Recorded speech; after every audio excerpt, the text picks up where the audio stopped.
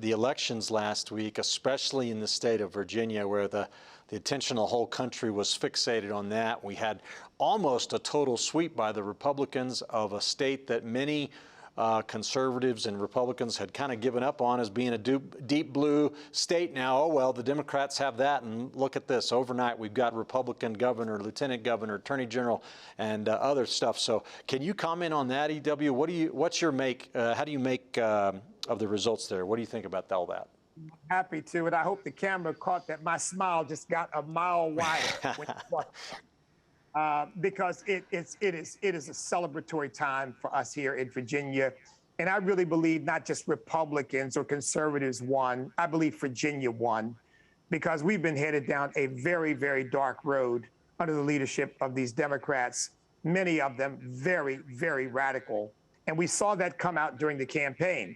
So I think two things happened. I think, number one, we had some great candidates, and we'll probably talk about that later, but we really did have some great candidates. But number two, this issue of schools and education and what teachers were teaching us came up. And, you know, the ironic thing is the reason why so many parents became aware of some of the bizarre things that were being taught was because of COVID and closing down schools and forcing parents to be aware of what their children were being taught at home over the computer. And parents just kind of looked and were shocked at what they saw.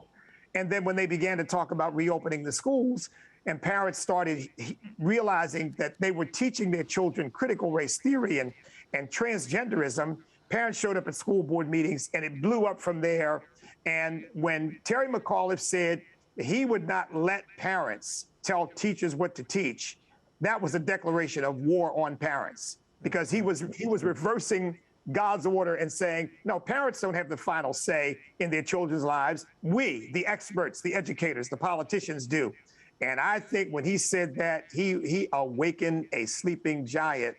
And I would only add that he did that on the foundation of a failed Biden presidency.